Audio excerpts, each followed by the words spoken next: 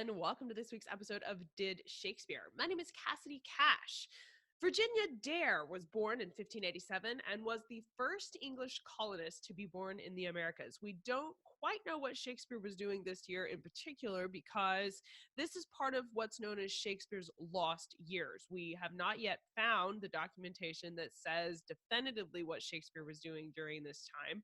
But no matter what he was doing, we know that by 1594 he was set up in London because we have record of actually 1593 Venus and Adonis was registered, and then in 1594 we have his plays being performed in London. So we know he makes it to London during this time. But regardless of what he was doing this year in particular, when Virginia Dare was born, this week we are asking the question, did Shakespeare know about Virginia Dare?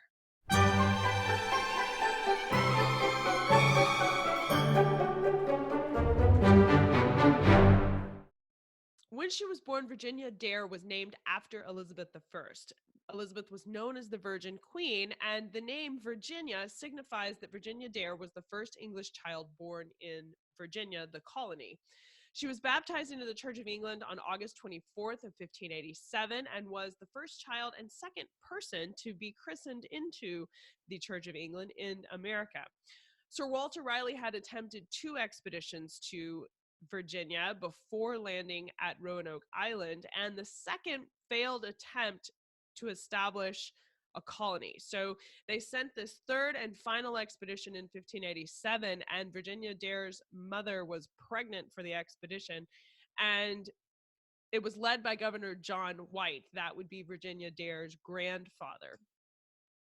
The expedition consisted of 116 men and women who got in a boat and sailed over there. They landed in Roanoke and tried to establish this colony, and they kind of got it, officially it was established, but John White had to go back to England to get more supplies. They got there and they didn't have everything that they needed to survive. So he said, all right, I'm going to go back to England. I'm going to be gone 3 months, and then I'll come back and I'll bring, more supplies with me. So about 9 days after Virginia was born, John White headed back to England. Well, in 1588 is when the Spanish Armada attacked England. And so he gets there, and this Spanish Armada attack delays everything. So he can't go back in 3 months like he thought he was going to. And when he finally got back, it's 3 years later. And on August 18th, 1590, which is Virginia Dare's 3rd birthday, he got there and he found that the whole colony was abandoned. Now, obviously, this launched Virginia Dare into legendary status, and there have been expeditions to try and find out what happened to her and what happened to the lost Roanoke colony. You can look both of these things up, and there are books and books and books and massive amounts of volumes theorizing and putting pieces of evidence together to try and figure out, why did they leave?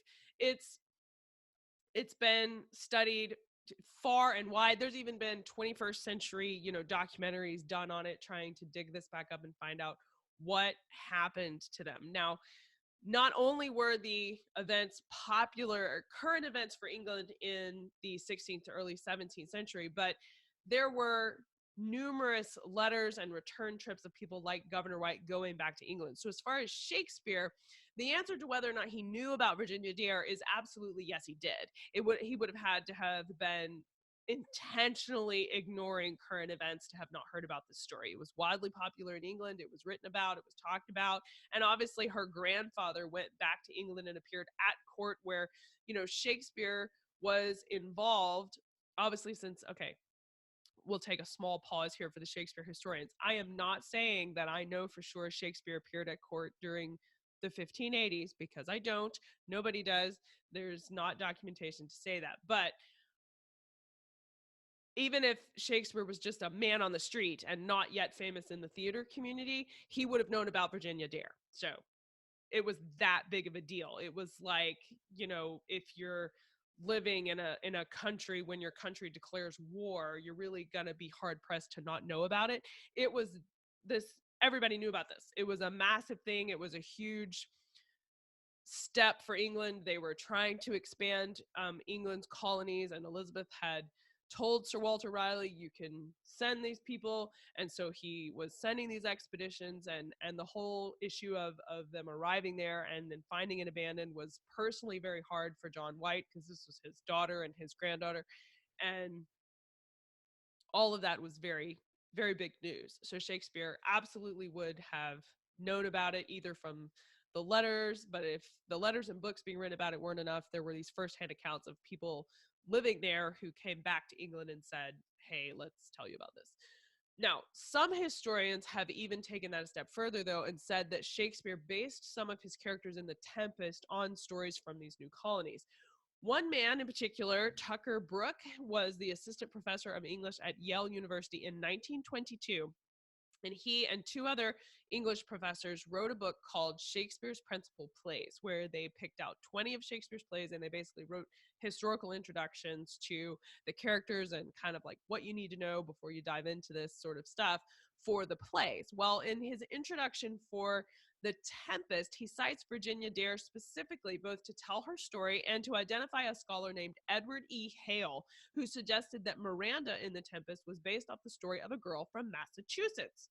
He follows that suggestion with the statement that, quote, another theory is that Miranda was based off the tales of Virginia Dare. He claims that when the settlement was next renewed in 1607, that it wasn't completely abandoned, but that there were 7 of the English from the Roanoke colony who were found alive living among the Indians.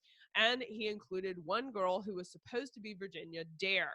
Now, Virginia Dare would have been 20 years old in 1607, so there's a few inconsistencies in that tale, and Tucker Brooks' introduction doesn't clearly identify who the scholar is that has this supposed another theory, just that another theory does exist. So there's a lot of questions with that introduction, but it is very interesting, and it's the only reference I've been able to find of a historian saying that there were people left from the Roanoke colony. Typically, when you study the lost Roanoke colony and Virginia Dare, all the stories say that when John White got back, there was no one there. So it's surprising to me that this claims that there are 7 English. Now, I've linked to Tucker Brooks' book, which you can read in a digital copy online, in the show notes for today's episode. So if you'll look below this video, you'll find the full show notes, and you can read his citation as well.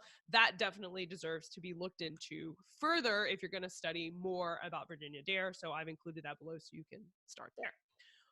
While trying to decide what stories Shakespeare was using to write his characters from The Tempest is a long and storied career choice, it would take longer than my lifetime, much less this episode, to sort out exactly what we think Shakespeare was basing his different characters on.